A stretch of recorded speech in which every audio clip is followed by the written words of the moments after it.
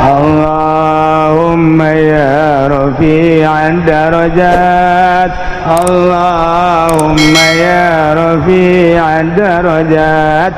Allah tuh ilmuan maneh mah tuh ja ilmu nu aya di maneh teh nu aing sok ilmu nu aya di maneh ilmu aing titipan ti aing ketika maneh ngalaksanakeunana teh beres dicabut ku aing sia ilmu sia. Pencabutan ilmu teh kumaha cek sahabat ka Kangjeng Rasul. Pencabutan ilmu teh hiji ilmu nama aya ngan nu biasa munajat ka Allah meunaheun teu ngeunaheun. Nu biasa nikmat tahajud ieu mah teu ngeunaheun teu nikmat. Aya deui nu dicabutan nu biasa hudang ti penting teu bisa hudang pencabutan ilmu. Aya deui nu biasana manehanana bisa ngajar dengan tenang jeung santri kulantaran manehanana kuari geus beda lengkah-lengkahna jeung pamarentah maka teu dibere istiqomah jeung santri. Pencabutan ilmu belah dituna engke bakal paroho. Kuari baik kuari kula lamun nyoba ka Amir coba ti kolam Muhammadun datang ka Anggeus dibere ku aing Mirza 5 juta ya aing mau 5 juta. Ayo coba ti kolam datang ka tetek ceuli datang ka bisa. Pasti pohoan. Ki Nurjaya ti kolam Muhammadun datang ka bab ibtida poho. Tak eta teh ilmu teh dicabut ku Gusti Allah. Dicarabut sebab lawan nu ieu nyandung bae. Nu ieu mencitan kebo bae. Tulis beres dicabut. Tah itulah para jamaah luruskan ke Allah ulah diaku ilmu teh ku urang no Allah gunakan sesuai jeung perintah Allah insyaallah batur bisa jamul jawame urang mangan sekadar bisa amil tapi lurus ka Gusti Allah amil bakal mabruk dibanding nu bisa jamul jawame. Ulah dikira gede kitabna haju hebat henteu sebab naon teu istiqomah ieu cara nu ku urang kuari keur dihaulan. Nu bantak urang datang ka dieu kula ge terundang padahal mah diundang ku Subandi embung ulah barang inget ka almarhum aing hayang babarengan di akhirat jeung ki Subandi onam. Assalamualaikum warahmatullahi wabarakatuh.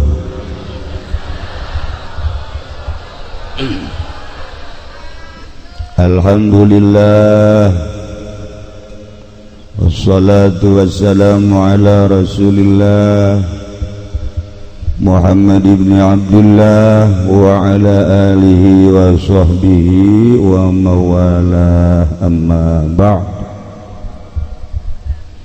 Faqala Allah ta'ala fil Qur'anil Karim wa huwa asdaqul qailin. A'udzu billahi minasy syaithanir rajim. Bismillahir rahim. وذكر فإن ذكرى تنفع المؤمنين الآية. Langkung tipayun orang sami-sami nyanggakeun puja sinareng puji ka Gusti Allah anu Maha Suci. Ruparantos masihan tina rupa-rupa nikmat ka urang sadayana terutama nikmat anu kacida pisan ageungna nyaeta nikmat iman sinareng Islam. Shalawat sinareng salam ya dilimpahkeun ka junjunan alam Kangjeng Nabi urang Kangjeng Nabi Muhammad sallallahu alaihi wasallam katut ka para kaluargina oge ka para sahabat-sahabatna rauh para tabi'in atba tabi'in al-mukarramun para alimil ulama para asatid para tokoh masyarakat bil khusus ka kiai-kiai setempat khususna pisan ka guru urang Kiai Haji Supendi. Salah, Kiai Haji Subandi. Hampura loba kasalahan. nu lain kiai di kiai-kiai, nu kiai asli di lain-lain, nu tadi mah lain nu teh lah.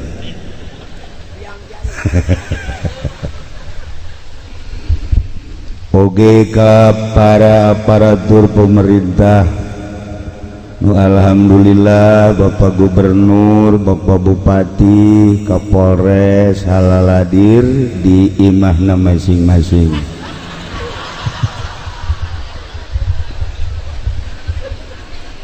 Para qori hadirin wal hadirat kaum muslimin wal muslimat rahimakumullah. Kalayan inayah ti Gusti Allah alhamdulillah simkuring khususna umumna urang sadayana dina saah ieu tiasa kempal di dieu ku terdorong rasa cinta ka Allah, cinta ka Kangjeng Rasulullah, cinta ka para warasatul anbiya. Ku modal cinta etalah alhamdulillah di mana aya pangawasan urang selalu hadir hayang dibeungkeut jaga di akhirat supaya dihijikeun jeung ahli-ahli Allah. Bahkan polisi ge polisi wari hadir hayang ngahiji di akhiratna lain jeung Jokowi tapi jeung Allah. Sabodo di dunia mah kumanyana bae tah mah, di akhirat mangke urang butuh ka Allah, butuh ka Kangjeng Rasulullah. Anak kula sok nanya, "Bung bisa polisi?" "Bung ka ditu ieu ceuk kula polisi ge jelema." Cek emang jelema. Jelema lah.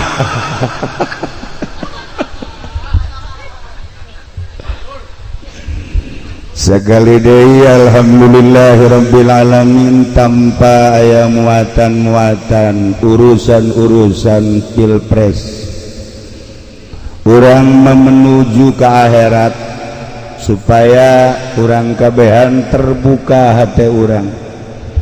Dunia masa pira dunia nu jadi presiden paeh, nu jadi gubernur mah sarua, jadi polisi modar, jadi masyarakat koit sarua kabeh kiai geja paeh.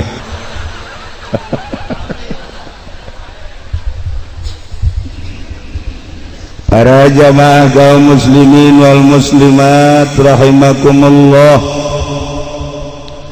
urang masih kene terkurung ka suasana Idul Adha, lebaran kurban. Nu alhamdulillah di Indonesia mas ragam Rabu sebab malam minggu teu hasil ru'yat dipaksakeun dia moal bisa. Jatuh pada hari Senin Salasa Rebo ngahenen karasa jero.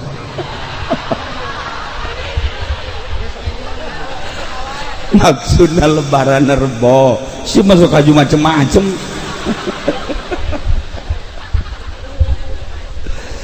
Geus atuh lebaran Rebo, Kamis, Jumat, Sabtu masih keneh tasyrik. Lamun urang ngajujut tina masalah kurban, kitab inti nama tina Al-Quranul Karim urang nempos sejarah baheula teh aya hiji nabi anu istimewa ngaranna Kangjeng Nabi Ibrahim alaihi. Kangjeng Nabi Ibrahim teh dakwah lain heureuyan lantaran bapakna ku anjeun Masya Allah penyembah berhala. Lain sekedar penyembah berhala tapi pembuat berhala. Raja anu kasohor baheula biadabna Raja Namrud, di mana teu nurut ka raja paehan bui. Masya Allah kan. Namrud mah sarua jeung Firaun. Mudah-mudahan raja-raja di urang mah ulah cara Namrud, ulah cara Firaun. Lah urang maningan cara Haji Jaya baik itu tah. memang sudah mencitan jelema be gitu.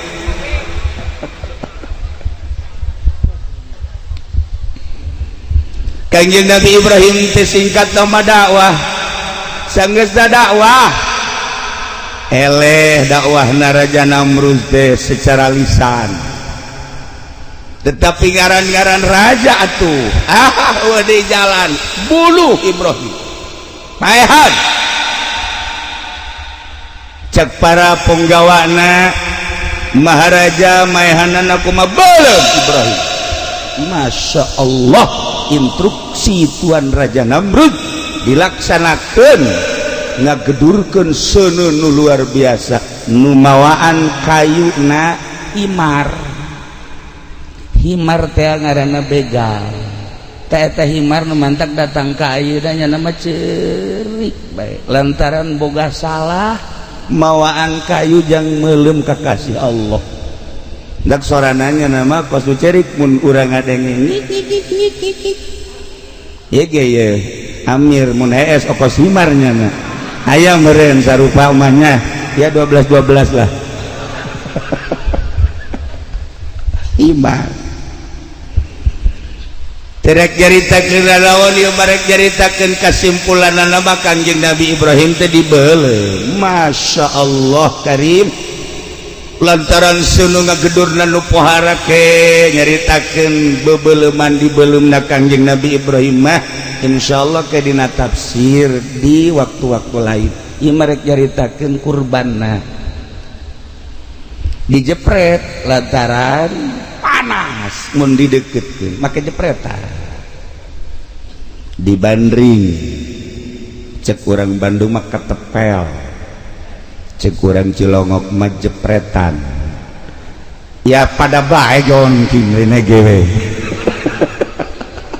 ya pada jepretan lah dijepretkeun set blek kana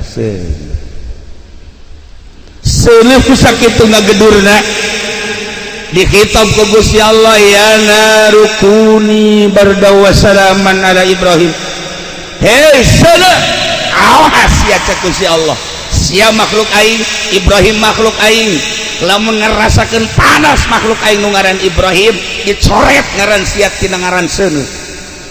Masya Allah jadi naon atuh cak seuneu aing ieu kuli barda tiis meneh wassalaman awas jadikeun kasalamatan. Eta Kanjeng Nabi Ibrahim begitu datang ka sana Masya Allah tiis dan luar biasa. Bahkan Kanjeng Nabi Ibrahim teh nyekelan sana tiis awat cenah Masya Allah langsung Kanjeng Nabi Ibrahim ku tiis-tiisna alhabatan di AC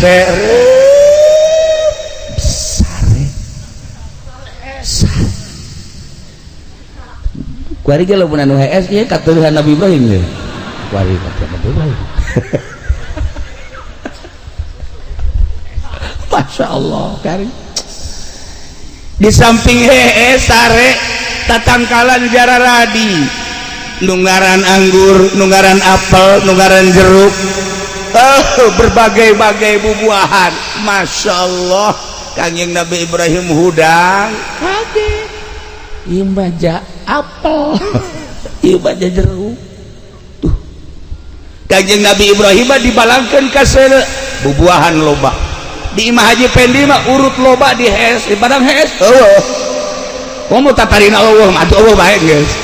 Nah ieu ge khawarikul adat teh termasuk min jumlati belah kencai mah ya Kanjeng Nabi Ibrahim istimewa Masya Allah.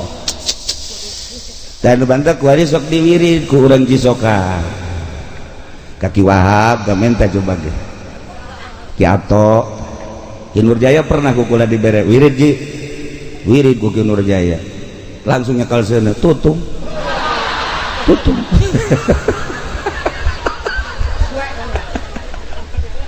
udah jelakeun ka kula ngawirid aja teh khusyuk. Masya Allah Haji Pendi dibere deui ku kula kuari ge buukna putih keneh eta teh urut ka beuleum tadina beureum bari putih bahkan mun dibuka calanana putih terona gitu sakudur awak putih kabeh tanda geus tereh ka ditu.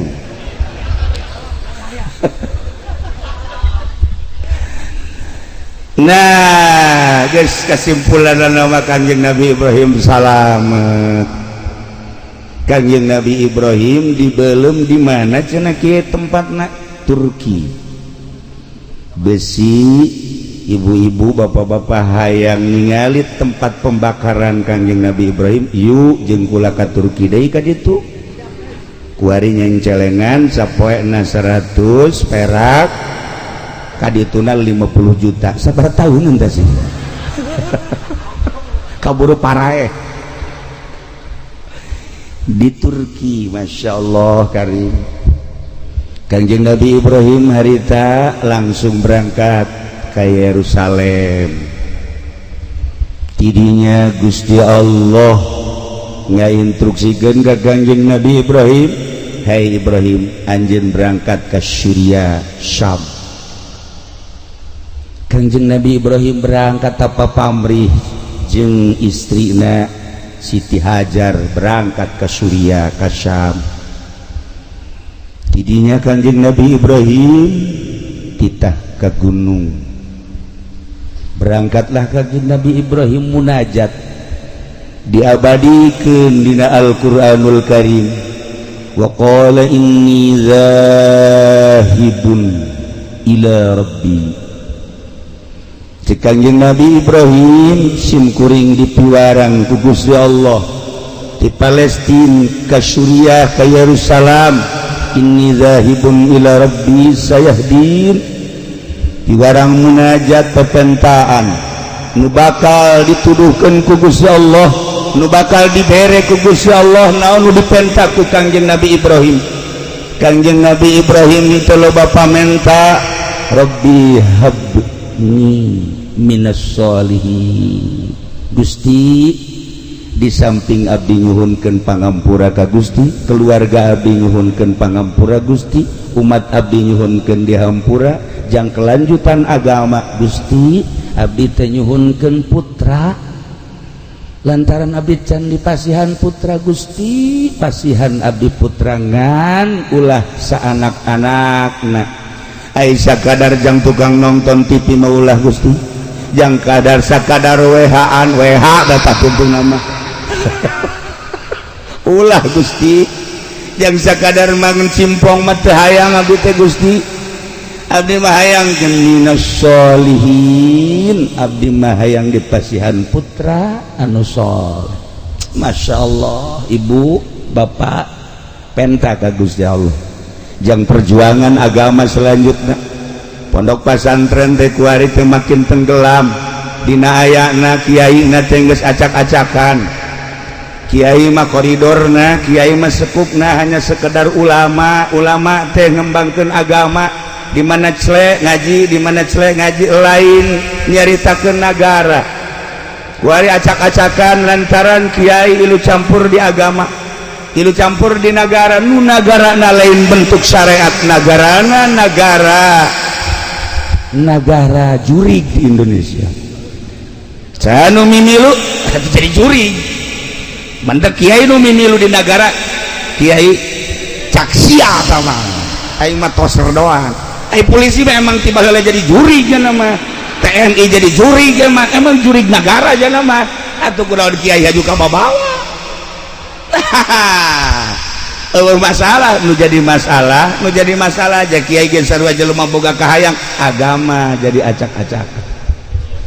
Inilah jadi permasalahan di Indonesia, pro dan kontra dibahas. Jawa Timur, Jawa Tengah, Jawa Barat termasuk Banten membahas tentang kelanjutan agama setelah diacak-acak ku para kiai, asup di kementerian, asup di DPR, asup di kebupatihan, asup di gubernuran.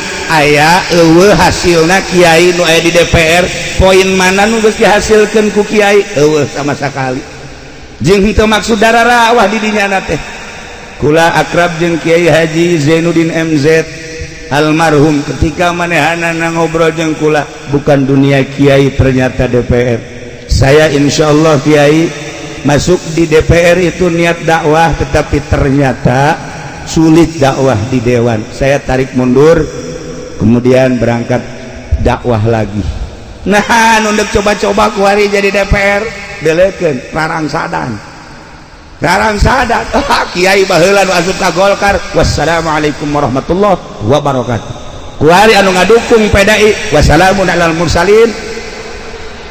Walhamdulillahirabbil alamin.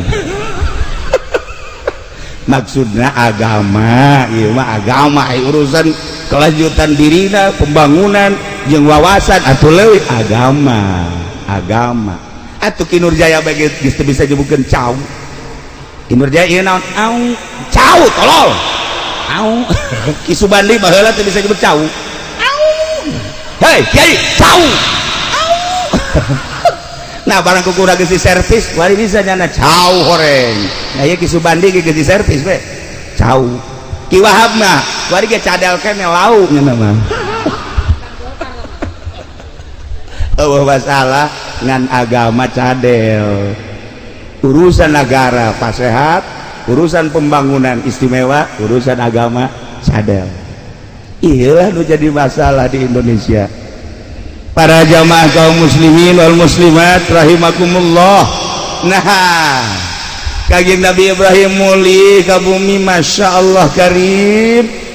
Telila Kangjeng Nabi Ibrahim dipasihan keturunan tina hasil doa munajat di hiji gunung. Istrina Siti Hajar ngandung, Masya Allah, borosote seorang anak lalaki. Kasep na tanding. Ibu lamun nyaritakeun kasep mulai neuleut ti dia ya. Ieu mah ye beungeut belah ditu teh naon kana? Solear kabeh. Komo ieu raja solear ieu mah. Kasep. Ngan pada ubuntutan doang. Atau tinggal kurang dijieunkeun bae ku hari. Waduh kasep. Ya Allah ya Rabb. Kangjeng Nabi Ismail mah begitu borosot dilalayan ku tatangga eueuh nu nyebutkeun teu kasep. Imimiti tarangna, halisna, irungna geus kabentuk pikasepeun anu luar biasa. Kacaritakeun terus rada gede beuki kasep. Arulin di luar teh babaturan-babaturana isin ku kakasepan Kangjeng Nabi Ismail alaihi salam. Kasep teh lalaga. Kasep. Begitu naik 7 tahun katingali kakasepan Kangjeng Nabi Ismail. Naik 10, naik 11, 12, 13. Masya Allah geus menghampiri balik. Luar biasa kasepna. Loba awewe anu penasaran hayang nilai Kangjeng Nabi Ismail ku tenar-tenarna kasepna. Eta awewe lamun geus digali Kangjeng Nabi Ismail saminggu teu dahar teu kae masalah. Seubeuh bae. Urang lamun kuari seubeuh neuleuh beungeut haji peni lapar bae. Lapar. Malah keluar peureup. Masya Allah. Bedana Kangjeng Nabi Ismail. Nu bantak Allah ngajelaskeun dina Al-Qur'an, ya Allah ya Rabb, dibungakeun Kangjeng Nabi Ibrahim bi gulamin halim fabasyarnahu bi gulamin halim. Kangjeng Nabi Ibrahim doana diijabah ku Gusti Allah, dibere pangbubunga, ya Allah bi gulamin halim, dibere anak nu ngaran Ismail. Halim teh kasabaranana leuwih tibatan sabar biasa, disebut aris. Sabar mah loba, tapi mah leuwih tibatan sabar nu biasa. Istimewa. Bunga nu kacida Kangjeng Nabi Ibrahim jeung Siti Hajar, di mana isuk-isuk ningali anak nu sakitu kasepna cerdas dan luar biasa. Eueuh ti bendueun indung bapa resep ningali anak. Jeung dina resepna dina salian ti resep teh capetangna, dina salian ti capetang cerdasna, dina salian cerdasna babantu ngabantuan imah tangga teh geus teu kudu dititah. Masya Allah.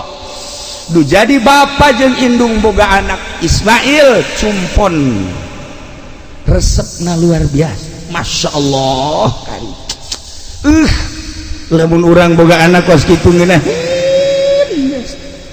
ieu mapan anak dihudangkeun isuk-isuk wah seda lain hese deui cak urang Jogja wah seda geus leuwih ti hese teh berarti teh dina hudangna masya Allah teu daek mandi teu daek mandi pugu ngisi calana geus teu daek ngisang-ngisang acan ceurik indung bapana lamun henteu make pangitik atuh hese teh budak deres di Cilongok mah budak leutik di Cisoka mah di Cisoka geus gede ge teu daek mandi tolol geus tolol aki-aki ge teu daek mandi keneh bae ieu bedana Cilongok jeung Cisoka teh seperti kitu tah di Cilongok mah isuk-isuk dareek budak mandi sanajan cerik-cerik ge di Cisoka mah kolot teu daek mandi masya Allah nu mantak ambeuna ge rada lain deui ya sana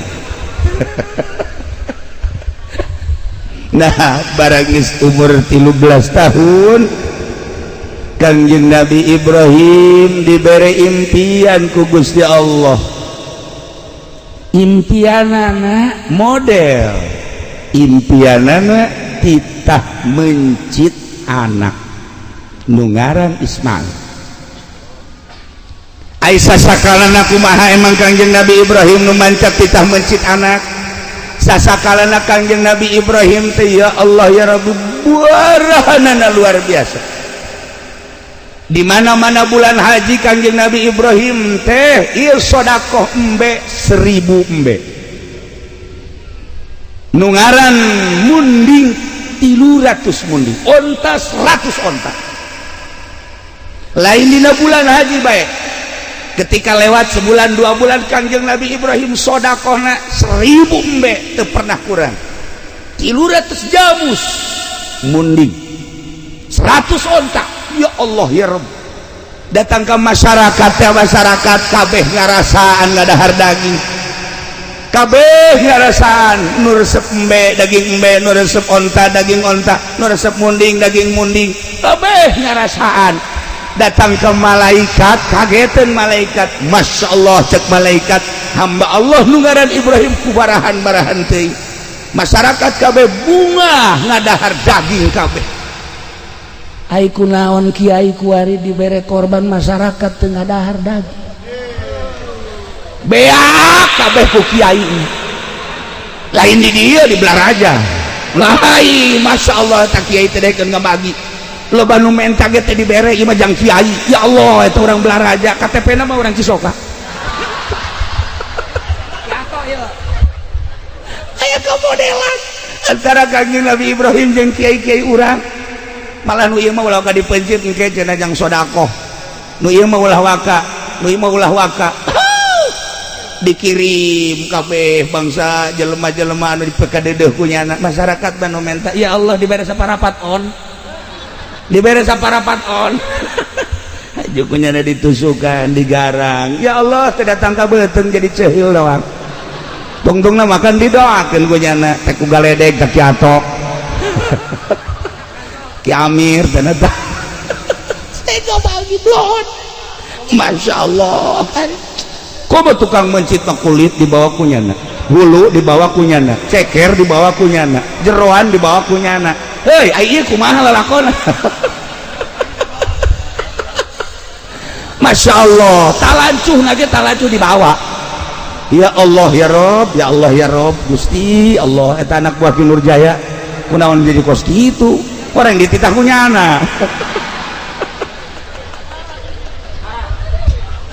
Kangjeng Nabi Ibrahim pohara Kangjeng Nabi Ibrahim dalahar kumaneh ta 1000 dalahar ta kumaneh 300 man munding ta dalahar kumaneh onta ya Allah ya Rabb masyarakat mika cintana luar biasa ka Kangjeng Nabi Ibrahim alaihi salam lantaran nyana bebereanana nu pohara hiji tamu nun teh disuguhan ku Kangjeng Nabi Ibrahim bahkan antara Baghdad Suriah Palestina Suriah Mekah Suriah lantaran Suriah teh pusat perpasaran pusat pasar di mana bae nyieun kam-kam nyieun pos-pos jang pedagang-pedagang jang musafir-musafir nu liwat setiap liwat kadinya kudu disuguhan ya Allah ya Rabb lamun urang model kos kitu tah kaboga urang dikerahkeun pohara maka malaikat selalu memandang Kangjeng Nabi Ibrahim alaihi salam aya sababaraha masyarakat anu naros oge malaikat Jibril diutus ku Gusti Allah titah ngarupa manusia bareng jeung para inohong para tokoh Kangjeng malaikat Jibril menghadap ke Kangjeng Nabi Ibrahim. Assalamualaikum. Waalaikumsalam. Ya Ibrahim, aya anjeun pepoharaan teh ieu sedekah. Mani ribuan hewan disedekahkeun henteu nyaah. Cak Kangjeng Nabi Ibrahim, ieu hewan milik Allah lain milik kula. Kula teu ngarasa ngapimilik. Diri kula anu Allah dunia langit jeung bumi katutesina nu Allah diinstruksikeun ku Gusti Allah kita sedekah selama Allah marentah boro-boro hewan andai kata kaula boga anak kula mun diinstruksikeun kita dipencit ku kula mah demi nurutna ka Gusti Allah. Masya Allah kan inilah Kangjeng Nabi Ibrahim Khalilullah. Kangjeng Nabi Ibrahim munajat tadi di pasihan putra sakitu kasetna umur 13 tahun geus rada dewasa falamma balagu ma'ahu sa'ya barang Kangjeng Nabi Ismail geus datang kana had sa'ya bisa ngabantuan indung bapakna bisa ngabantuan tatanggana bisa ngabantuan naon nu bisa dibantu. Masya Allah Kangjeng Nabi Ibrahim dibere ngimpi wa qala ya bunayya cik Kangjeng Nabi Ibrahim anakin Ismail kadi aya naon abah inni ra'aitu fil banam abah tadi peuting ngimpi naon abah anni azbahuka abah ngimpi titah mencit anjeun wahai Ismail fanzur madza tarok coba kumaha pemikiran anjeun impian abah teh titah mencit anjeun teh kumaha jawaban Kangjeng Nabi Ismail faqala ya abati fa'al ma tu'mar satajiduni insyaallah minas sabirin. Cek Kangjeng Nabi Ismail abah naon impian abah berarti instruksi ti Gusti Allah if'al ma tu'mar laksanakeun perintah Gusti Allah. Gusti Allah nitah mencit abdi ya Allah ya Rabb pokona mas satajiduni abah bakal manggihan ka kaula nurut abdi minas sabirin abdi persilahkeun ku abah pencit di mana instruksi Allah. Urang lamun boga anak kos kitu tah kaset biasa haju titah dipencit ambo-ambo berendanan Gusti banyak kudu mencit anak mendingan haji pendi pencit daripada mencit anak majanya manggil mangfaat dah Gusti. Ya Allah ya Rabb coba eta datang kacak tetangga eta bae cenah Gusti ya mantaknya nama iilunan jeung kiai ge pamajikan geus doakeun nu mantak geus doakeun atuh geus mangfaat lah.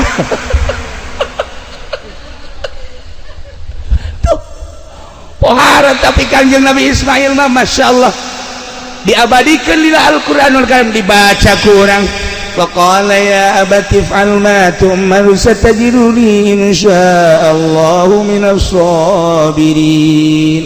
Kula mah lamun maca ayat eta ngahan bekos ku bode etek.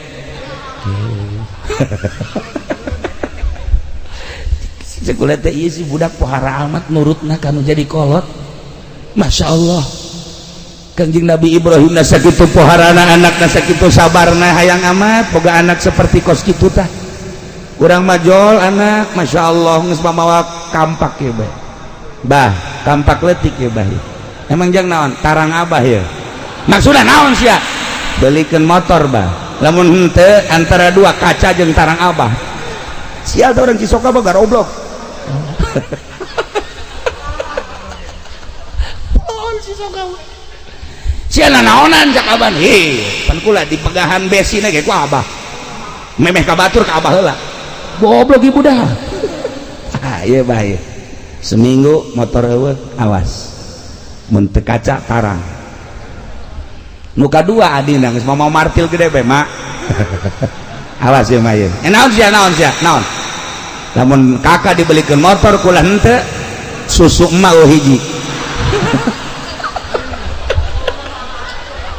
Sial boga anak kararia amat sia ieu nanaonan teu bisa nanaonan pokona mah kieu bae geus pokona mah kakak dibelikeun kula henteu awas. Masya Allah imah hareudang imah hareudang ngobrol bae bapana jeung pamajikanna anak orang jadi kararia bogan sia si pasantren modern cakaing ge pasantren salap lo kadenge budak santri salap mah mau martil paling gara gaji. Ya gara-gara di pasantren modern kos kieu tah tanu adina mah mangkaning tah tu pasantren modern acan nya nama asan mah sakola hasil sakola mah kos kieu pan batur ge itu tuh sakolanya jadi DPR mah leuwih kejam tibatan anak urang mah kampak hayang motor DPR mah tanda tangan deuh jahat sama kos kitu mah deuh itu jadi polisi atuh polisi ge modal priwit doang jerona mah atuh sarua mah anak urang geureus keneh sakieu mah ye nu bener tungtungna nu bener boga anak teh masyaallah nah pasantren ke coba tanya daekeun teh pasantren salap Pak nya nama paling ge nyicingkeun ti Lukman mau marti paling ge nyicingkeun bae ieu budak balik pasantren kok tuh ngomong-ngomong mana coba tanya hayang naon sambarkeun sia ieu balik pasantren ngomong-ngomong mah hayang naon umur ge sabaraha mah umur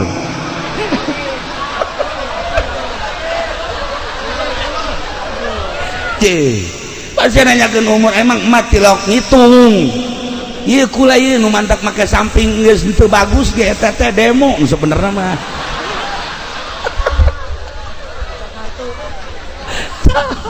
Paling ge kos kitu doang ulah leuwih ti 30 mak waduh bibit kolot dia ka ditu na mak. Tah eta paling ge sakitu santri salap bang demona teh kawin jak mana teh atuh kawin teh pan meureunan si anak teh engke si anak kan aju engke kumaha eta si anak sia tah barang daharna mak kula kan geus pasantren ye di dieu tigan mah ye di dieu sanusi ye di dieu umul barohin mak pinuh ku katauhidan mak mama tugasna ngawinkeun ka dituna urusan kula masyaallah mak Allah luar biasa atuh geus pokona mangke ge hese-hese teh mah balik deui ka emma mah.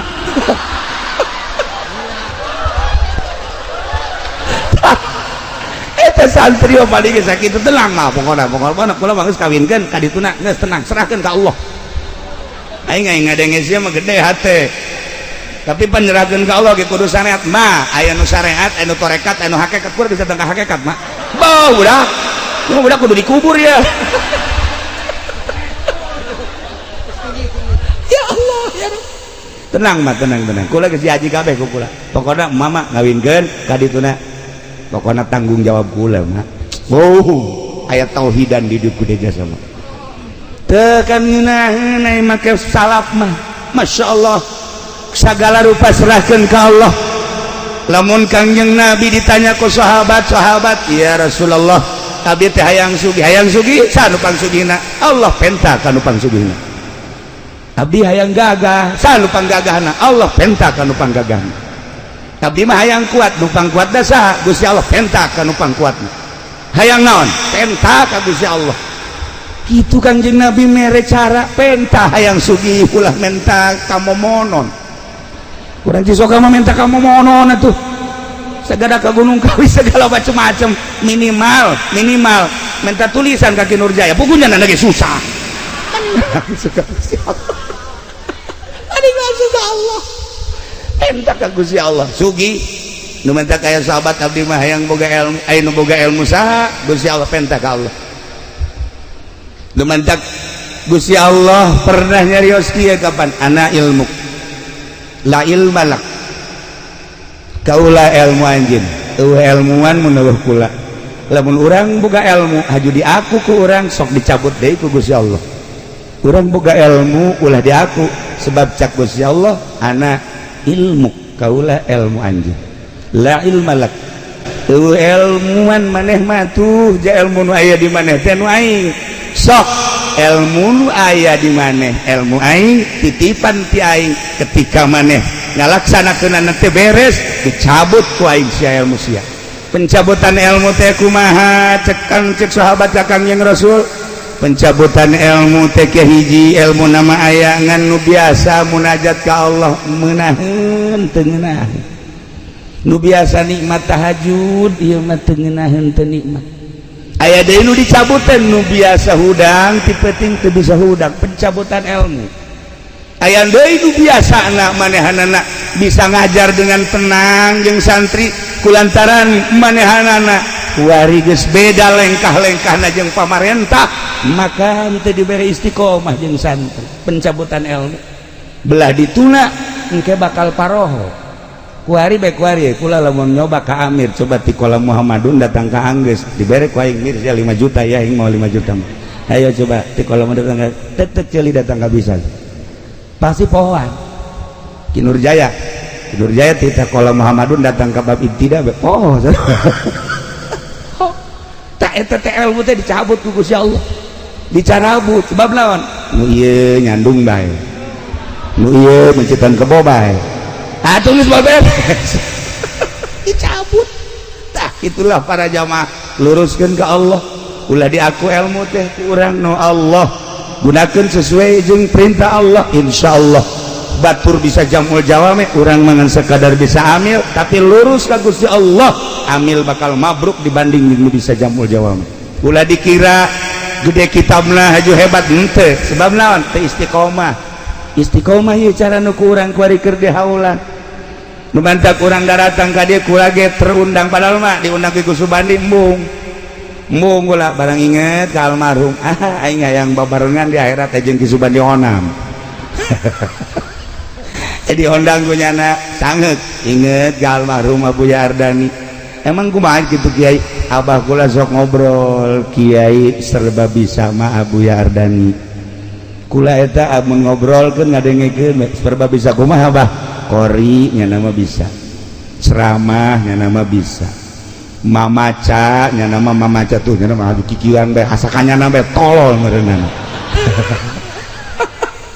mamaca kudu berobani nya nama bisa Masya Allah sagala bisa cak di Ardani mah di samping eta tamarhaban nu kuari berkembang di ditu tuh di Kendal di pondok terus ka ditu ka Rajeg eta teh meunang ngadidik Abuya Ardani istimewa dan mantak berarti ahli Allah tur ikhlas hayang ka bawah ieu mah kula mah lain undangan Ki Subandi ja lain kula mah undangan Abuya Ardani ngan wasilah nyana sih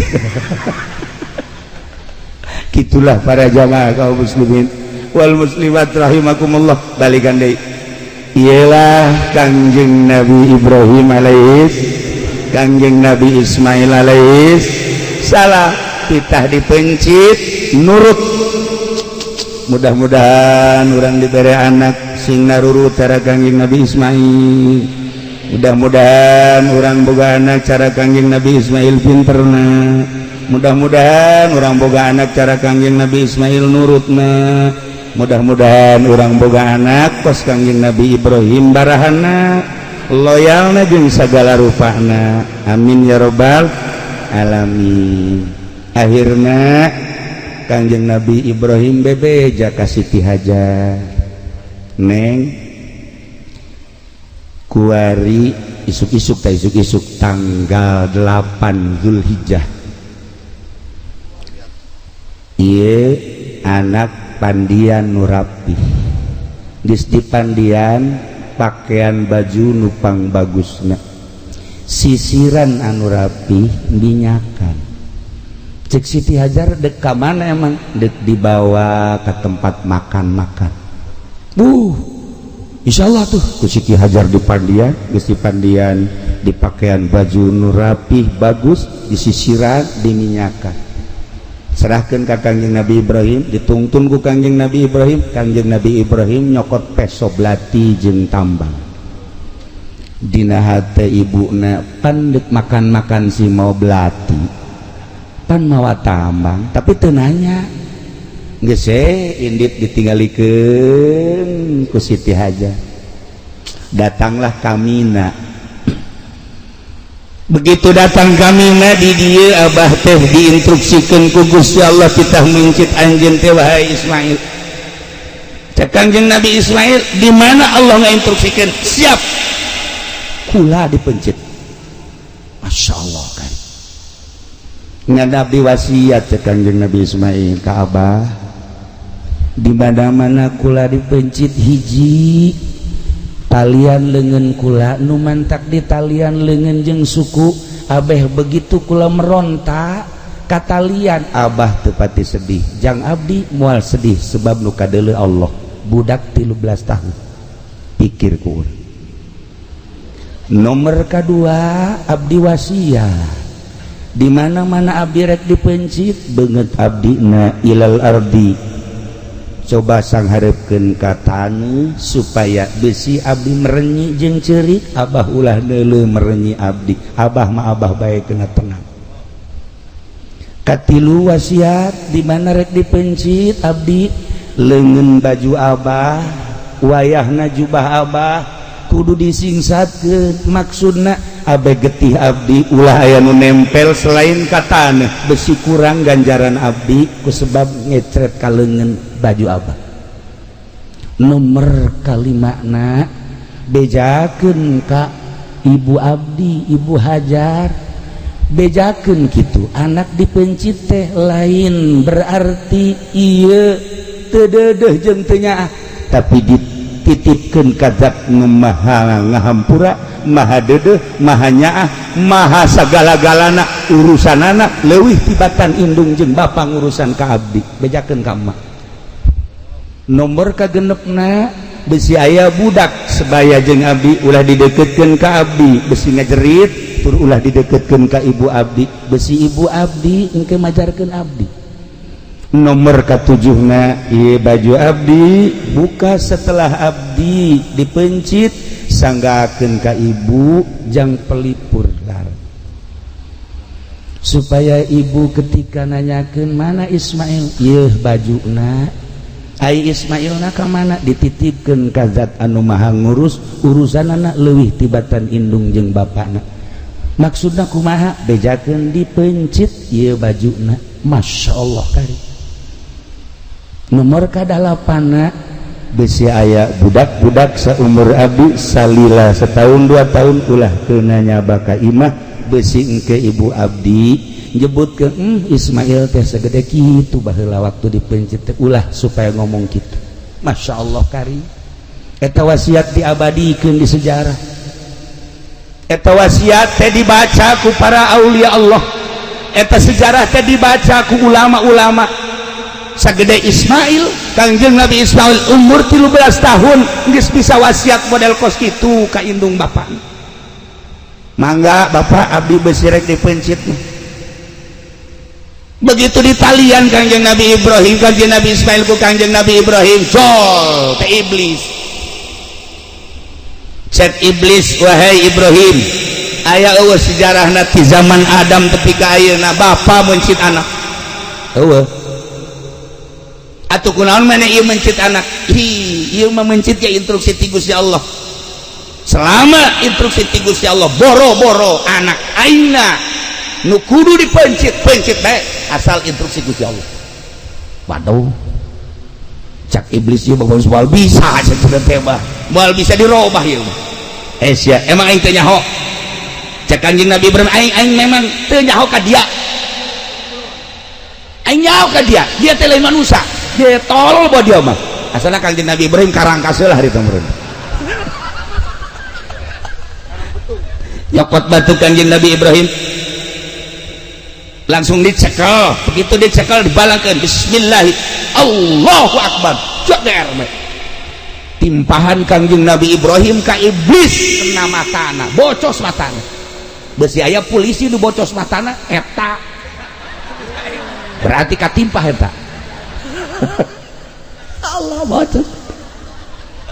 Aduh cak iblis teh aing nasib aing kos kieu cak kitu. Lah mal mundur aing mah. Kajian kumaha ge aing datang ka ibuna, manya ibuna kudu ngameunangkeun mencit anak. Datang ibuna keur calik we ke bari nasbeh. Allah Allah Allah Allah Allah. Beuh. Ngeunaheun da lamun nyaba ka hiji awewe-awewena bari nyekelat tasbih. Tiis hate. Allah Allah Allah. Ya malain. Assalamualaikum. Waalaikumsalam. Ibu ayah di mana? Tuh keur nonton TV. Masya Allah. Malah ayah di Cisoga balik di Panggang. Eta Allah Allah Allah. Nah, cek iblis. Assalamualaikum. Salam. Ieu hajar mohon. Nyaho teh. Anak Ismail tuh dek dipencit. Wah, banyak bapak mencit anak. Ih, kuari geus digolerkeun. Naon cenah nu mantak dipencit? Nanya teu ka Ibrahim. Nanya. Naon eta nu mantak dipencit? Nya lo boga sangka bahwa eta teh instruksi ti Gusti Allah. Coba gerahan ka ditu. Salaki kulama nabi. Salaki kulama nabi. Nabi mah tilok bohong. Sekali instruksi ti Gusti Allah, pasti instruksi ti Gusti Allah. Lain cara kiai di Cisoka. Wah, tama kiai raradutan apa kos itu. Salaki abdi mah nabi cak jana. Pokoknya sekali instruksi pasti instruksi. Percaya antep ke dipencit teh naon. Masya Allah. Eta indung kuat kepercaya jasa ka salaki. Lantaran salakina tilokna bohong. Tilokna bohong salakina. Ya Allah, ya Rabbi atuh urang papan babajikan deuk percaya kumaha ka salaki. Balik jam 12 ke atas di mana? Ngariung rada lambat. Acet. Masya Allah, kok mau kifudolim, Masya Allah karim. Nyana mah setengah bajingan sebenarnya. Balik peting ya jangan. Orenganan ya Allah ya Rabbi mal bejakeun lah. Rahasia perusahaan teman. Aduh siapa bapak rusak. Tadi dek percaya kumaha pemajikan kan jadi salaki. Balik di mana-mana teh kok parfumna lain deui Kak. Ieu mah rada tajem kieu. Biasana lain parfum boti mah ieu mah Kak. Lah budak tah. Orenganan. Mal bejakeun di bel. Ieu mah baja, ieu mah Pak Kak. Ieu mah parfum awewe mah gos. Nyaho teh budak nyemprot lain deui cenah teh. Orenganan kanyahoana mah geus 7 tahun ditungtun budak. Aya anak saha deui atuh. Dek percaya kumaha pemajikan kanu jadi salaki tuh. Ya Allah ya Rabb. Masya Allah. Nah geus heseun iblis datang deui ka Kangjeng Nabi Ismail maneh teh dipake ka deudeuh jeung kanya aku indung bapak di mana-mana ulin teh bapak maneh jeung maman teh seserian ningali tingkah maneh teh kuresep haju maneh deuk dipencit ieu nurut bae.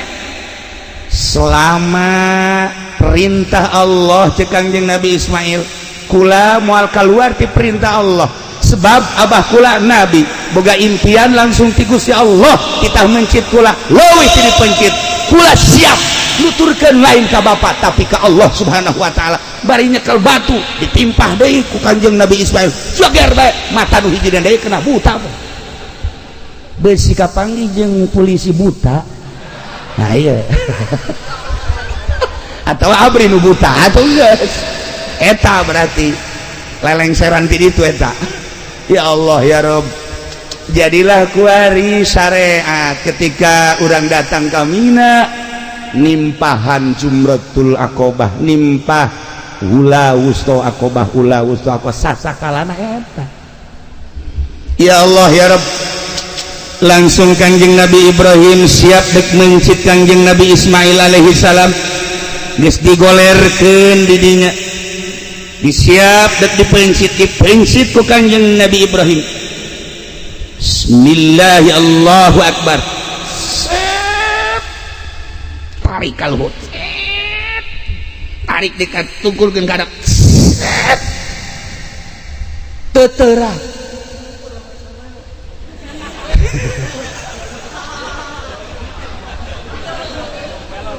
cek Kangjeng Nabi Ismail abah sing teger atuh ulah boga karunya ka abdi ai instruksi ti Gusti Allah mah kerahkeun tanaga abah ulah aya karunya abdi geus siap jasa sekali deui bismillah Allahu akbar tarik ka luhur kenceng kahandapkeun deui teu teurak sama sekali teu teurak udah Kangjeng Nabi Ismail bah coba ganti pesona bah coba ganti pesona ke heula ieu abah lain lalagaan ieu pesoke urang coba heula ka tangkal korma langsung dibabetkeun ka tangkal korma buntung tangkal korma coba ka batu langsung dicoba ka batu beulah batu kurang kumaha abah kurang kumaha coba sakali deui bah ieu pencipta nu pancang jasa ieu kula teu kuat jasa geus hayang kapanggih jeung Allah masya Allah karim kasih keimanan jeung katauhidan model kos kitu budak umur 13 tahun budak umur 13 tahun di Cisoka mah kieu ge can lempeng can lempeng ieu mah geus pohara tauhid ka Allah mantengna pohara ya Allah ya Rabb ai kieu ti Nurjaya mah lain deui nah pencit deui sekali deui begitu dek dipencit deui falamma begitu Kangjeng Nabi Ibrahim geus dek nyiapkeun pepencitan anu katilu kali Allah ngainstruksikeun Jibril cokot embe nu panggedena anu aya di sorga nu baheula embe Habil bawa panggul ka anjeun gantian Ismail Masya Allah Kangjeng Nabi malaikat Jibril alaihi salam nyokot embe langsung dipanggul ku malaikat Jibril dibawa ka dinya wa fadainahu bizibhin azim digantian wahai Ibrahim wa nadainahu ayya Ibrahim qad saddaqta ru'ya cek Allah anjeun geus ngabenerkeun kana imtian anjeun teh diangkat jadi khalil kekasih kaula tetapi kuari geus aya gantina tah embe ti sorga langsung Kangjeng Nabi Ismail na dikagigirkeun digantian ku embe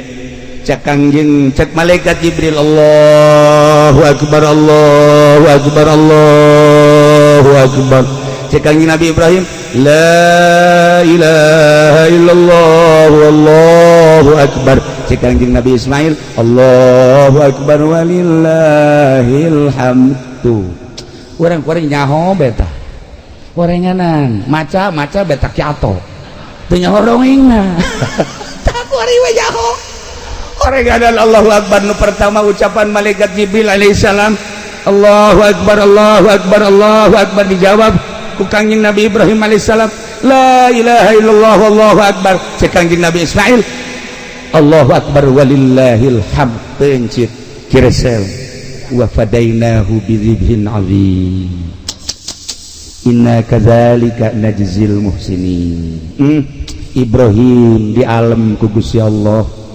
moal aya salila dunia aya nu nandingan ka anjeun wahai Ibrahim kepasrahan anjeun ka kaula kabageran anjeun terhadap umat kadedeh anjeun terhadap umat kabarahan anjeun terhadap umat maka bakal diabadikeun terus setiap manusia datang ka kiamat bakal nyebut-nyebut anjeun urang maca kama shallaita ala sayyidina Ibrahim wa ala ali sayyidina Ibrahim barik ala sayyidina Muhammad wa ala ali sayyidina Muhammad kama barakta ala sayyidina Ibrahim wa ala ali sayyidina Ibrahim fil alamin innaka Hamidum Majid Allahumma shalli ala sayyidina Muhammad wa ala ali sayyidina Muhammad kama shallaita na disebut shalawat Ibrahimiyah mun dibaca ba'da salat 7 kali tapi ba'da subuh mah 40 kali insyaallah bakal dijadikeun jelema anu murah hate tur bakal dijadikeun jelema nu sugih bari daek sedekah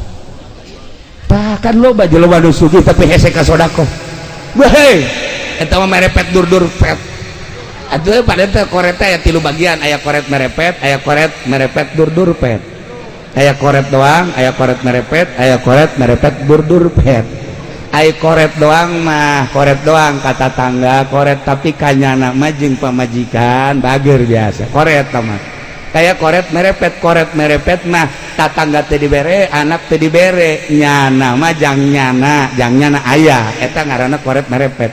Koret merepet dur pet mah tatangga teu dibere anak pemajikan teu dibere nyana ge hayang jajat menta contohna ieu eta kan merepet dur pet boro-boro jang batur jang nyana ge hese jasa dia eta mah boga lauk tembang ge diteudeun di handapeun anggel kanyawan ceulina ku cucurut ya Allah ya Rabb.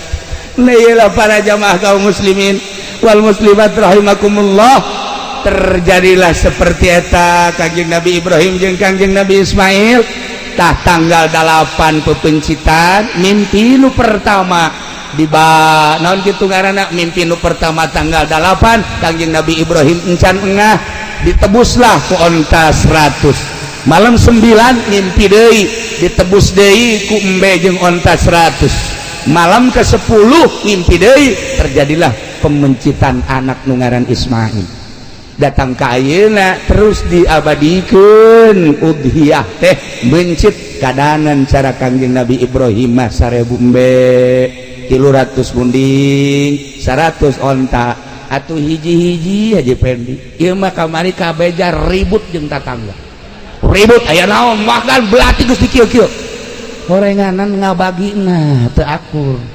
buntut ka imah cenah ceker imah hate imah hulu imah cek tetangga aing naon goblok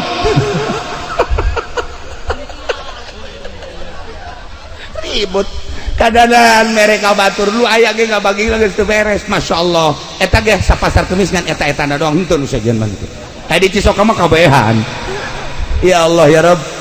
Nailah nyaritakeun Kangjeng Nabi Ibrahim jeung Kangjeng Nabi Ismail intina hiji urang ciptakeun gerageh di urang suasana model Kangjeng Nabi Ibrahim alaihissalam urang tuturkeun kabageran Kangjeng Nabi Ismail dengan sendirina manusia bakal menyerap naon nu aya di urang sebab ku kabageran Kangjeng Nabi Ibrahim alaihissalam jelema daratang hayang disyahadatan loba nu ti Jararaut ti Baghdad ti Iran ti Turki datang ka Kangjeng Nabi Ibrahim teh ngadege kaisimawan Kangjeng Nabi Ibrahim langsung maca 2 kalimat syahadat tanpa kudu lelempangan cara kifudoli sapeting 3 panggung baheu lain haji maraca syahadat kugunyana ge subuhna kieu teh Allahumma hidini cak anakna bah emang duha teh loba omong ya aduh atuh lamun anak kos kitu atuh masyarakat ge leuwih ti kitu sarua bae kabehan horenganan nah iyalah urang tuturkeun ciptakeun contoh Kangjeng Nabi Ibrahim kadua Kangjeng Nabi Ismail alaihissalam berlanjut ti Mina terus datang ke tempat pangsajian Mas'a iyalah nuturkeun Kangjeng Nabi Ismail alaihissalam Siti Hajar para jamaah kaum muslimin wal muslimat rahimakumullah kiai-kiai urang nu laluhung kirasamna di dieu di ditu abuyana bu Kiai Abdul Halimna di dia Abuya Ardanina ieu teh dijadikeun contoh ku urang kabehan lain sakadar ilmu dibaca na hungkul tapi ieu ke masyarakatan meureun nu mantak masyarakat teh ngimplet teh bisa daek belajar marhaba bisa daek baca sholawat di dirina meureun aya marhabaan hartina aya marhabaan teh cinta ka Kangjeng Nabi hartina aya sholawatan teh cinta ka Kangjeng Nabi Muhammad sallallahu alaihi wasallam yuk urang babarengan cintakeun ka Allah cintakeun ka Kangjeng Rasulullah belah dieuna cintakeun ka para wali-wali Allah belah dieuna pisan cintakeunlah ka para ulama warasatul anbiya tidak terkecuali jakabehan ge urang teh butuh syafaatil uzma ayeuna beda-beda urang teh pakaian keur kieu make jubah keur kitu make samping kieu make jas kieu make pakaian polisi ketika urang Allahu akbar mah hate urang sarua ka Allah polisi hanya jadi pengamanan hungkul untuk dalam negeri berikut hukum TNI untuk pengamanan dalam berikut luar negeri eta teh jangamankeun negara urang bertugas supaya manusia aman diamankeun ku manehanana bisa ibadah tentrem ka Gusti Allah bisa ngaji tentrem ka Gusti Allah bisa ngembangkeun agama lillahi ta'ala jadi alhasil salah nak polisi jadi polisi ke Allah, abri jadi abrina ke Allah, presiden jadi presiden ke Allah, menteri berikut gubernur bupati kabehna perangkat ke Allah, urang masyarakat tuh komo kegiatan naon sarua pada ke Allah, ai ka Allah nuturkeunana Kangjeng Nabi, nuturkeunana para ulama para aulia Allah, tuturkeunlah eta ulah mengkal ulah empungkal pengkol. Nu mantak nu paling hebat dina Al-Qur'an kan dijelaskeun innalladzina qalu rabbunallah tsumma istaqamu. Masyaallah jelema nu ngomong rabbunallah tsumma istaqamu istiqomah teh dina syariat, nu bersyariat dina syariat, nu berthariqah dina thariqah, nu berhakikat istiqomah dina hakikat, insyaallah eta teh bakal fala khaufun alaihim wala hum yahzanun. Moal aya khauf jeung moal aya hazan, boro-boro di akhirat, boro-boro di kuburan, di dunia keneh ge ahli Allah ma fala khaufun alaihim wala hum yahzanun. Ahli syariat lamun urang ngomong rabbunallah tsumma istaqamu istiqomah dina syariat, insyaallah maut di jero kubur moal aya khauf jeung moal aya hazan, moal aya sieun ibu bapak maut, begitu maut bakal aya pertanyaan malaikat lantaran di dunia, nah di dunia disebut Allah tsumma istaqam istiqomah dina syariat, artina istiqomah dina syariat teh kumaha? Lamun haram singnya haram kenana ka hate urang oh ieu mah haram, lamun makruh cek hate ieu mah makruh, ieu mah wajib cek hate ieu mah wajib urang laksanakeun, ieu mah sunah ieu urang laksanakeun, ieu mah mubah oh ieu mah mangga rek kumaha oge, geus nu haram haramkeun jauhan, nu halal halalkeun silahkeun, nu wajib laksanakeun istiqomah, ulah nu haram di halal halal, nu halal di haram haram, iyalah nu bakal cilaka sebab teu istiqomah. Panjang orang menceritakan tentang sumastaqamu datang kad fala khaufun alaihim wala hum yahzanun, kabelah ditu nama jelema nu kos kitu teh ulaika ashabul jannah khalidina fiha, jelema nu Allah pangeranna istiqomah dina syariatna bakal diasupkeun ka surga Allah subhanahu wa ta'ala. Di surgana lain ngontrak sapoe dua poe tapi khalidina fiha. Mudah-mudahan ku cintana urang ka Allah, ku cintana urang ka Kangjeng Rasulullah, cintana urang ka para ulama, cintana urang ka para aulia Allah, urang dijadikeun ku Gusti Allah ashabul jannah. Amin ya rabbal alamin. Allahumma shalli wa sallim ala sayyidina Muhammadin fil awwalin wal akhirin wa barik wa sallim wa radiyallahu ta'ala an sadatina ashabi sayyidina Rasulillah ajma'in. Ya Allah ya Rabbal Alamin, Allahumma arham ummat Sayyidina Muhammad, Allahumma ajbur ummat Sayyidina Muhammad, Allahumma aslih ummat Sayyidina Muhammad, Allahumma farrijan ummat Sayyidina Muhammadin sallallahu alaihi wasallam. Allahumma anfa'na bima 'allamtana wa 'allimna ma yanfa'una wa zidna ilman wa yaqinan wa zidna ilman wa yaqinan wa zidna ilman wa yaqinan. Walhamdulillahi ala kulli hal wa na'udzu billahi min kulli hali ahli an-nar. Allahumma ihdina siratal mustaqim, Allahumma ihdina siratal mustaqim, Allahumma ihdina siratal mustaqim, siratal ladzina an'amta 'alaihim minan nabiyyin wasiddiqin wasyuhada'i wassalihin wa hasuna ulaika rafiqa, dzalikal fadlu minallahi wa kafa billahi 'alima. Allahumma ighfir lahu warhamhu wa'afihi wa'fu anhu. Allahumma ij'al qabrahu ya Allah rawdatan min riyadil jinan wa la taj'al qabrahu ya Allah hufratan min hufarin niran. Allahumma ij'al quburahum rawdatan min riyadil jinan wa la taj'al quburahum hufratan min hufarin niran. Allahumma iftah lana futuhan arifin ya Allah wa surna ya Allah ma'hum yaumal qiyamah bi zumratihim yaumal qiyamah bi rahmatika ya arhamar rahimin. Rabbana taqabbal minna innaka antas samiul alim wa tub alaina innaka antat tawwabur rahim. Wa shalli wa sallim ala jami'il anbiya'i wal mursalin walhamdulillahi rabbil alamin. Apunten tina samudaya kalepatan sareng kakiranganana wallahul muwaffiq ila aqwamit thariq. Assalamualaikum warahmatullahi wabarakatuh. Don urang aya zakat fitrah. Ieu teh mudabdabun puasa urang teh bainas sama wal ardi, di tengah ngaganteng moal waka diangkat mun can dikaluarkeun zakat. Kaluarkeun zakat naik ka luhur, zakatna 3 liter setengah, beasna nupang bagus dah disiapkeun. Keutamaanana keutamaan bagi jelema nu deuk balik ka Jawa Tengah, balik ka Jawa Timur, memeh bulan memeh lebaran ngazakatlah di lembur masing-masing. Sakali deui urang ibadah nu utama ulah sok ngomongkeun ngadenge ka RT di lembur sia ngontrak di dieu ngising kieu di dieu ngazakat di ditu, hawa nafsu lain kitu. Ieu mah keur nuduhkeun bener-bener ibadah nu mantep.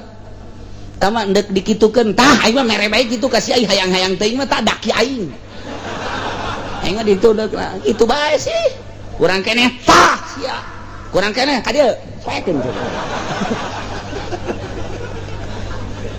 sakali deui supaya mantap ibadah urang lain lalagaan kula mah sakadar nuduhkeun ulah ngadenge omongan-omongan tatangga jeung nu boga kontrakan supaya mantep tama dek mere bae besi emas mbak dek balik ke Jawa Tengah balik ke Jawa Timur nah ieu ngazakatna di ditu mun henteu ka lebarana cenah berangkat di dieu tanggal 28 macet dek ka Jawa Timur di Jawa Tengah lebaran di dinya ngazakat cenah moal balik ka ditu moal dek di dieu we di dieu ngazakat eta kos kitu tah nu paling istimewa geus dicaritakeun nu istimewana bae geus tah kos kitu. Jadi ulah asa-asa des. Dek balik ke Bandung, di Bandung ngazakat. Dek balik ke Surabaya, di Surabaya ngazakat. Acenah kieu bae ieu mah, dek balik ke Surabaya barang datang ke jalan ka lebaranna datang ka ditu geus beres lebaranna teu ngazakat. Tolol sama budak. Blon atuh tah mah. Ngazakat tetep. Iraha wajibna ngazakat pas malam takbir. Malam takbir, malam minggu tah eta tah mulai ngazakat di dinya. Cenah abdi mah deuk diheulakeun bae 5 poe deui ka lebaran mangga acenah deuk 10 poe deui ka lebaran heuk bae teh naon acenah deuk kuari bae encan encan kuari encan can asup puasana ge encan tah ieu zakat teh kos kitu zakat nu paling utama nama memeh ka masjid ndek ka masjid urang ngazakat di masjid Allahu Akbar Allahu Akbar Allahu Akbar urang ngazakat luar biasa teteh berarti keur nyaritakeun Allah Maha Agung beas mah hina sapira 3 liter setengah hina jelema hina beas hina baju hina sepatu hina mobil hina dunia hina lantaran rusak nu agung mah Allah urang ngaluarkeun zakat ketika Allahu Akbar memeh ka masjid ngan hese tah mah kos kitu mah ja imamna ge geus diheula ka ditu pan make samping menang ti bupati pan imamna ge atuh aduh eta imam blon nah mending peting bae geus peting bae geus daripada dikena ka saha kiai ka mustahikna saha mustahik zakat teh kiai aya 8 mustahik zakat teh anu dicaritakeun dina Al-Qur'anul Karim innamas shadaqatu lil fuqara fakir bikeun ka fakir miskin bikeun ka miskin cenah ieu mah zakat teh deuk sabilillah teangan tukang perang di urang mah perang lagi henteu anu perang melalui agama jelema nu dakwah melalui Al-Qur'anul Karim eta ge termasuk sabilillah cek Syekh Nawawi cek Imam Nawawi berarti kiai-kiai anu bener-bener teu boga gaji bener-bener liilai kalimatillah nang ngadegkeun nang tungkeun ngaluhurkeun agama Allah eta ge geus termasuk sabilillah majasi teu naon kumaha cenah kuari mah endek ka pamarentah bae asal memenuhi syarat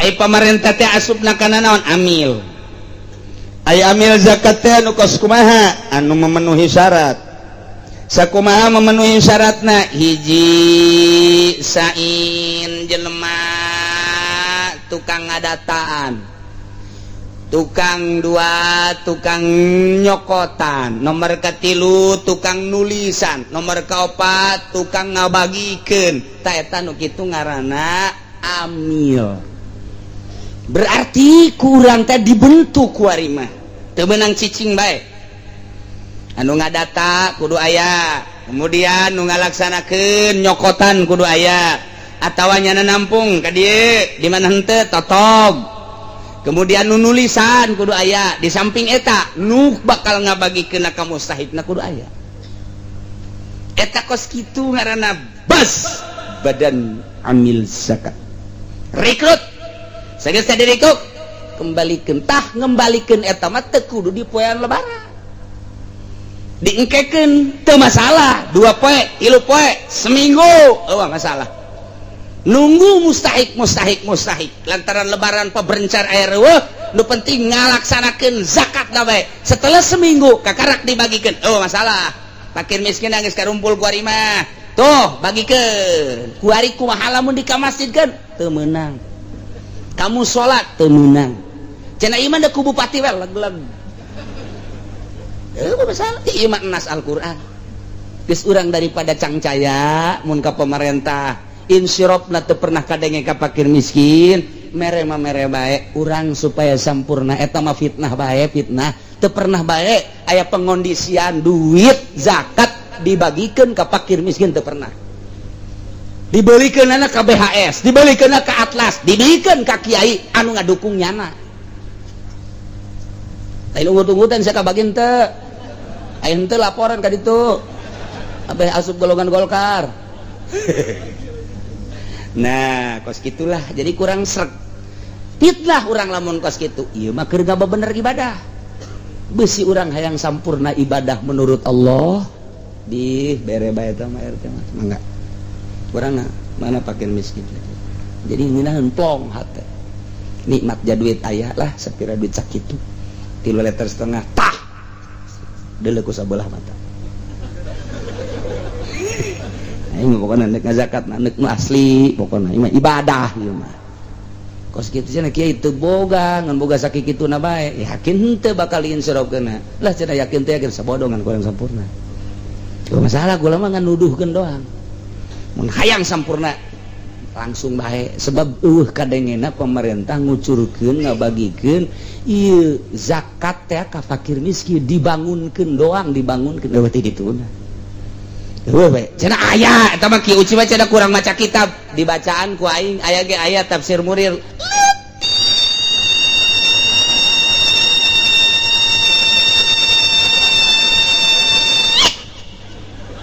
kadang ku jelisia aing ge baca kitab atuh je emang kumaha kitu aya nu nang tangan teu baca kitab cenah kieu uci mah bawa ka dieu sabaraha baca kitab aja dek diangkeun dijual ku aing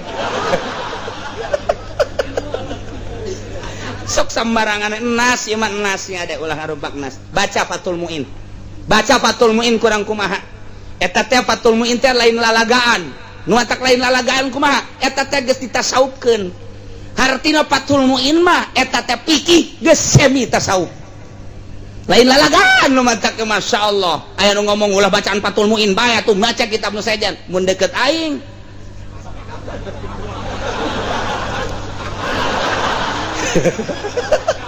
sia sembarangan ka Fathul Muin kene-kene sia jadi modern teu bisa aing mah moal kaluar ti Takrib Riyad Sapinah Fathul Muin Iqnatuh moal kaluar ti dinya geus cenah tah tuh kudu teu baca kitab cenah meureun ki uci mah teu meunang aya nu ngameunangkeun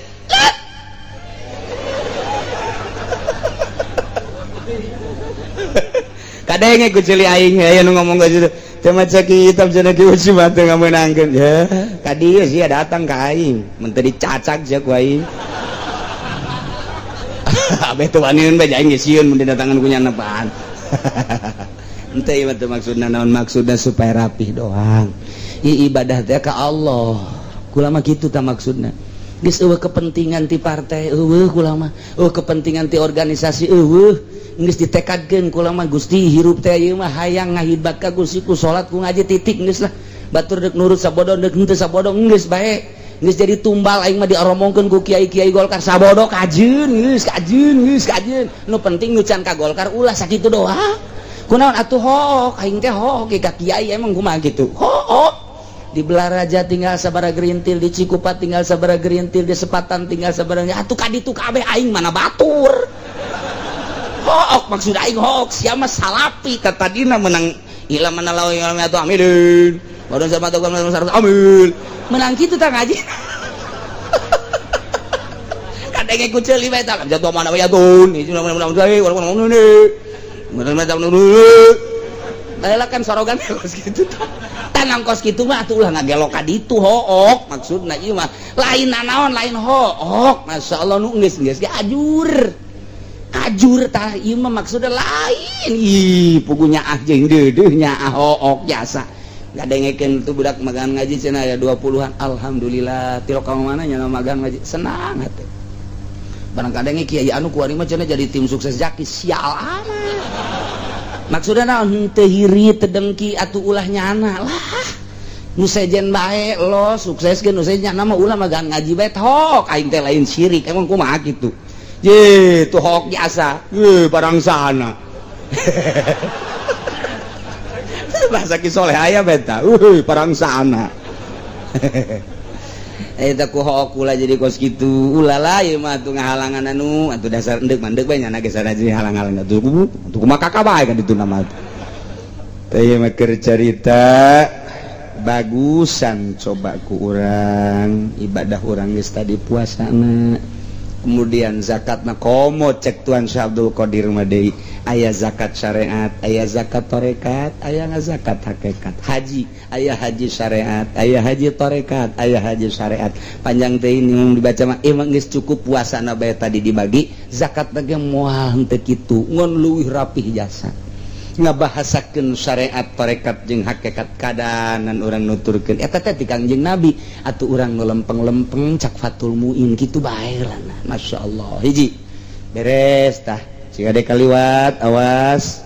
Kemudian taraweh kukula teh dibacakeun kitab dina hadis Tajul Jami'na panjang teuing tarawehna urang 23 mimiti Kangjeng Nabi taraweh curung loba jelema taraweh deui Kangjeng Nabi brung ka 3 peuting Kangjeng Nabi di imah wakila ka 4 peuting jelema brung-brungan loba aduh cek Kangjeng Nabi rempan besi dipardukeun tah tidinya Kangjeng Nabi mah taraweh nyalira di bumi ku Sida Abu Bakar didatangan Tuhan kunaon ieu teu tar ieu di kitab ieu mah dongengna doang ieu beusi engke panasaran bawa ieu kitabna ieu bawangan mayar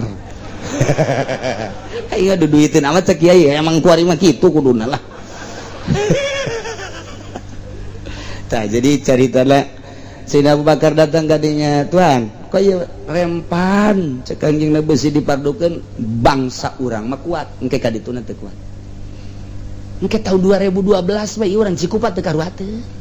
Urang Cisoka mah komo. Urang Sepatan paling nu kuat teh urang Cilongok doang. Eta kos kitu. Nah, mentak ituan itu sabaraha? 20 sarua bae. 23 jeung witirna.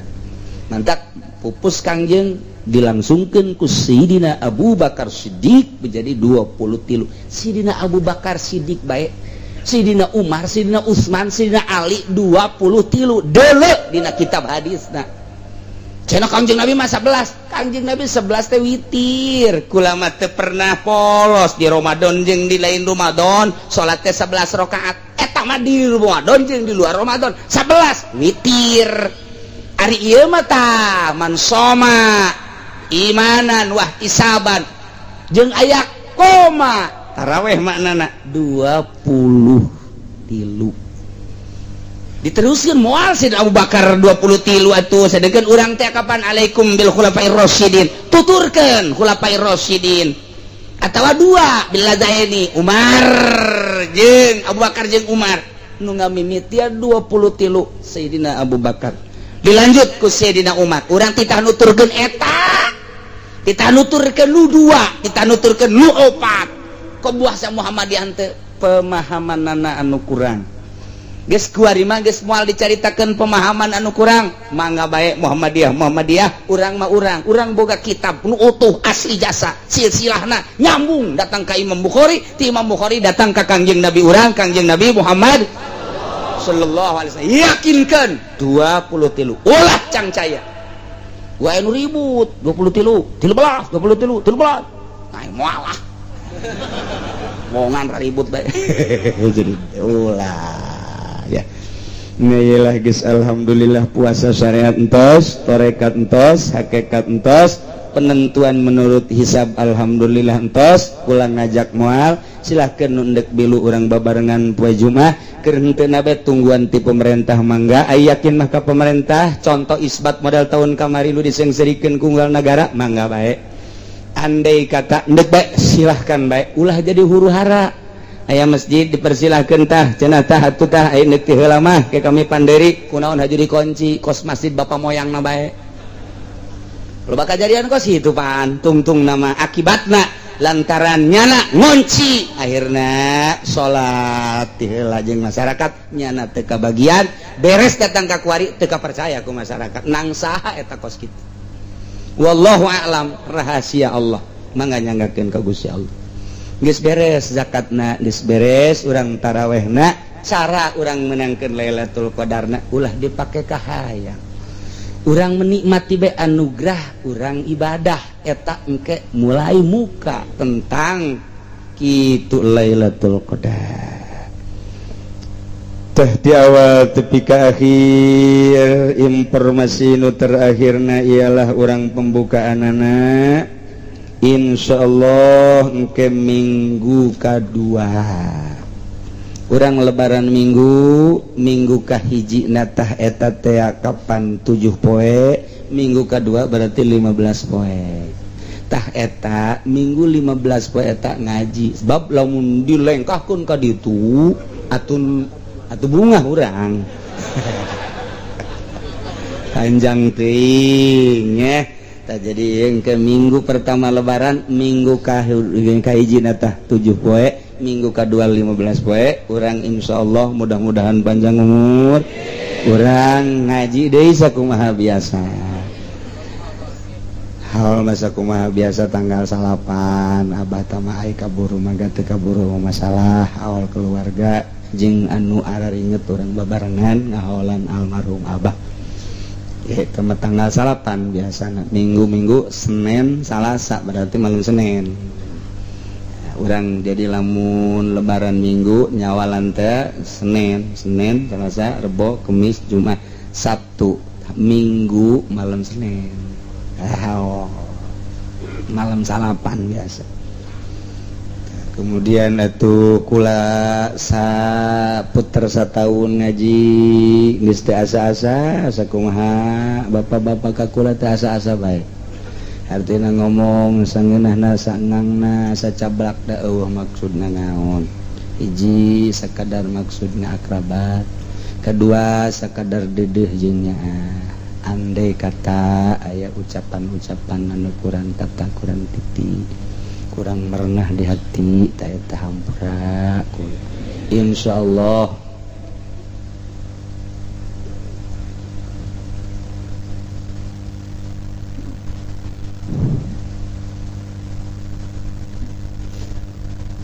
insyaallah kula mah geus teu kudu dipenta deui jadi urang silih hampurakeun dina sajero sataun kula santri kula anu sogol keluarga kameh bae urang silih hampurakeun jeung urang silih doakeun supaya urang kabehan aya dina ridho Allah Subhanahu wa taala. Allahumma shalli ila hadratin nabiyil mustafa sayyidina Muhammadin sallallahu alaihi wasallam sayyidillahil al-fatihah. Bismillahirrahmanirrahim. Alhamdulillahirabbil alamin arrahmanir rahim. Iyyaka na'budu wa iyyaka nasta'in. Shiratal ladzina ila ruhi ashabi sayyidina Muhammadin sallallahu alaihi wasallam sayyidina Abi Bakr wa sayyidina Umar wa sayyidina Utsman wa sayyidina Ali radhiyallahu anhum wa ala barakatuh.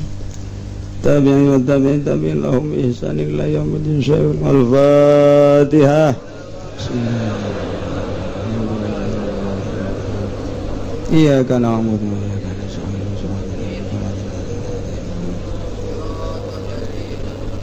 Wa ila ruhi jami' ahlil qubur minal muslimin wal muslimat wal mu'minin wal mu'minat khususan ila ruhi jami' masyayikhina wa ila ruhi abaina wa ummahatina wa jadina ila ruhi abi wa ila ruhi ummi. Al-Fatihah. Iyyaka na'budu wa iyyaka nasta'in. Shiratal mustaqim shiratal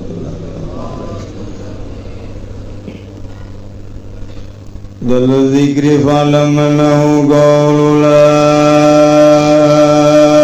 ilaha illallah la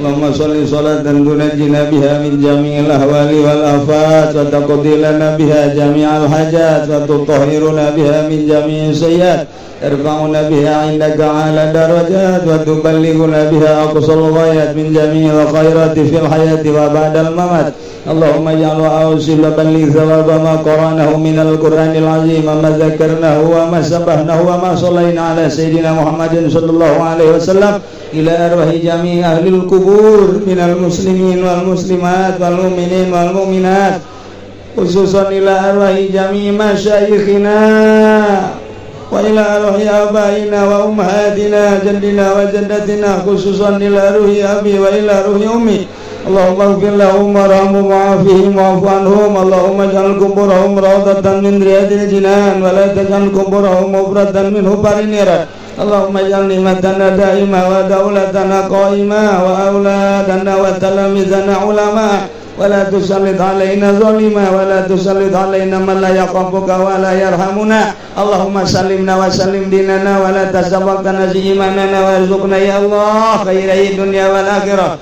Allahumma inna maghfirataka arja min amalina wa inna rahmataka awsa'u min dhunubina Allahumma lam nakun ahlan an tablugha rahmataka rahmatuka ahlun an tablughana ya Allah wasi'at kulla shay'in arhamar rahimin taqabbal minna innaka antas samiul alim wa tub alaina innaka antat tawwabur rahim salli wa sallim ala jami'il anbiya'i wal mursalin alhamdulillah